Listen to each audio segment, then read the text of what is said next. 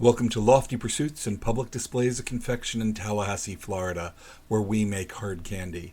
I'm posting this for Valentine's Day, and I'm going to post one of my favorite designs, a piece of candy that says I love you to everyone who enjoys it. We've already flavored our candy cherry before it's poured, and then we pour it at 310 degrees on our candy cooling table.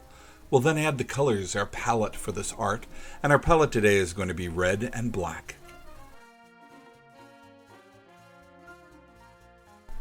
I want to apologize for it being so long since our last video. You see, we underestimated you. We didn't actually have a good idea that if we made a candy look like a laundry detergent, everyone would want some, and we got quite overwhelmed. You see, we ended up getting in a day what we normally get orders-wise for a week, and of course I was out of town when these orders came in, so I didn't even realize was happening. A week of days that were weeks meant we got way backed up. As I edit this video the day before Valentine's Day, we're still making this candy. We're almost caught up, but not quite. It's the problem with a handmade product. If you get hit with too many orders, you sometimes get backed up and there's no way to scale up. At least not in the short term. We're working on things in the long term, and I'll tell you about that later.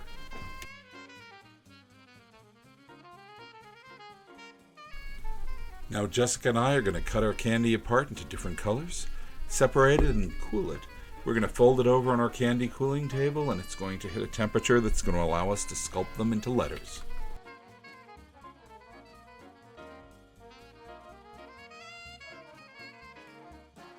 We still use our candy hook all the time, but for larger batches, this candy puller makes it possible for us to scale up the batches. This is one of the things we've been doing to be able to increase our production.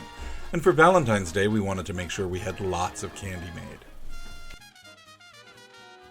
Many people call this a taffy puller, but it's just a sugar puller, and we're obviously using it for making hard candy.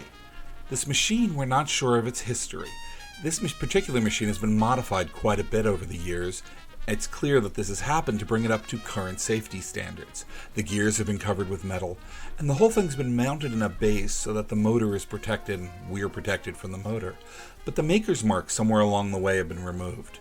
We're unsure of the age, and we're still doing research on it. I think this is the only piece of equipment we really don't know any backstory on.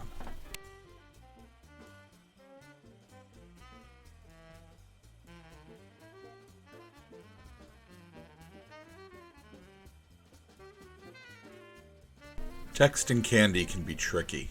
You see, gravity as you leave the pieces distorts it, so I have to make the design so that it will distort to be the correct shape by the end of the process.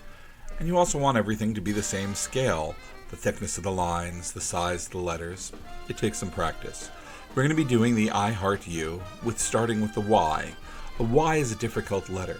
It's sort of a C on top of a straight line, and we're going to build it in two parts, the C and the straight line.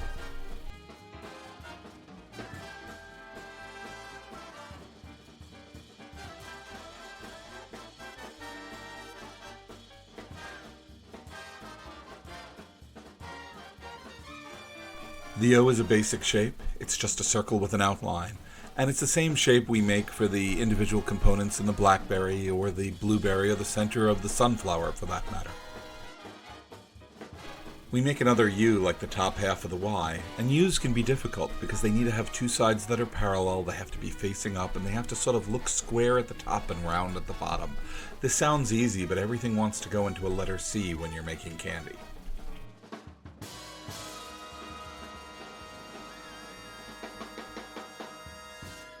We're now finished with the first level, and we're going to go on to the second level. And the second level has an eye and a heart, and we make the heart quickly just out of a triangle of sugar with a little wedge of white sugar in the top.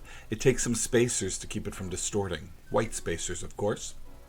And of course we have to put a white spacer between the layers.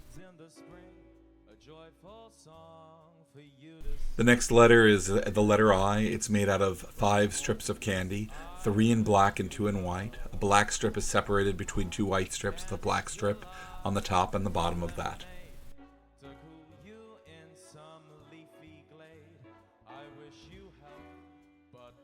There are lots of candy traditions around Valentine's Day, and hard candy is no different. You may remember conversation hearts from Necco wafers. They're still being made. You may be getting some this year. But that tradition goes back to the mid-1800s. Some candy were made with messages, like I'm doing here with the I love you. But we even have in our collection a drop roller, one half of a set that has text on it. And the text was a question and an answer. So you would have a question as one sex in a party. The other group would have the answer. You'd have to go around and find somebody who has the second part of this question-answer joke. Since we have the important one of the pair of rollers, the one with the words on it, we're hoping someday to fabricate its mate and reintroduce this tradition again.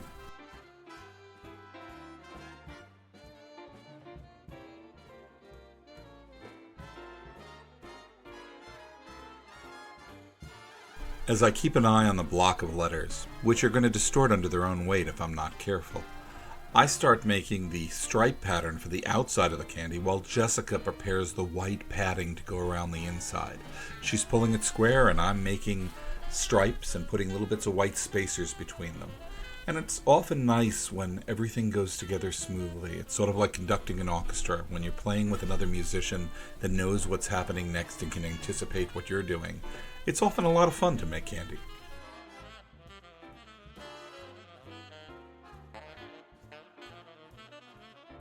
If you ever make it to Tallahassee, Florida, you can visit Lofty Pursuits in person, or you can follow us on Facebook, Twitter, Instagram, or you can visit our website if you want to try this candy for yourself and you can't make it to Tallahassee. The website is www.pd.net.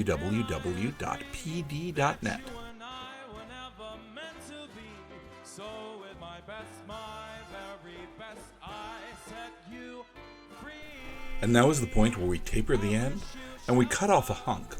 This hunk is the distorted bits, and we sell it in the store under the name Unicorn Droppings. And no, we don't sell it mail order. You have to come by the store to get some.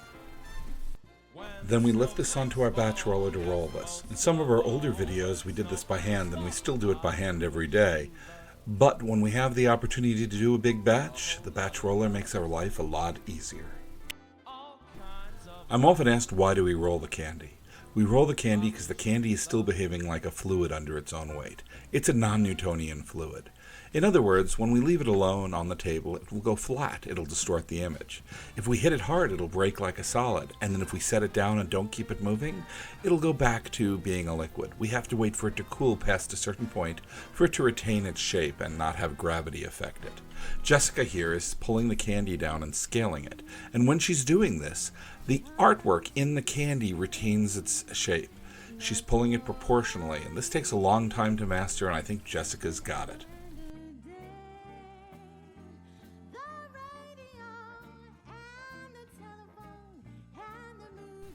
We've been nominated for another Tally Award again this year, and we're hoping that if you have the time, you could click through to the site. We have a link to it down in the description on this YouTube page. If you're not watching this through YouTube, please get to the page for the link and vote for us. We're up for the dessert, baking, ice cream category, and the favorite local restaurant category on this competition.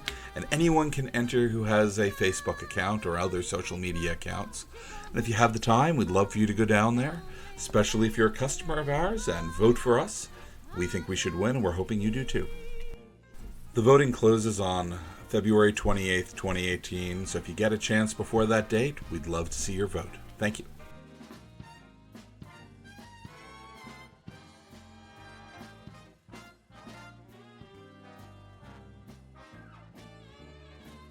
The rods are cool, and all we have to do now is cut them up into bite-sized pieces. The artwork goes all the way through, and we just have to cut it on our candy anvil, and the pieces come out in bite sizes, and everyone can enjoy them. We appreciate you coming by and watching our video, and have a very happy Valentine's Day for you and anyone else out there that you know.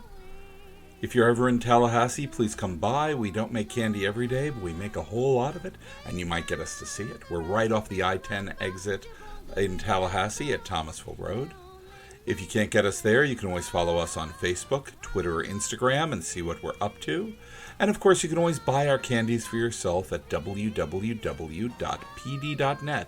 the public displays of confection order site. And if you have a chance, take a look at the description of this video and please vote for us in this little popularity poll. We would appreciate it. Thank you again for watching, and thank you for coming to our channel. And if you have time, please subscribe. We're going for 1 million subscribers to get the next plaque, and we've gotten to 300,000 roughly, so We're getting somewhere, and we're doing it with your help. Thank you very much. It's very clear.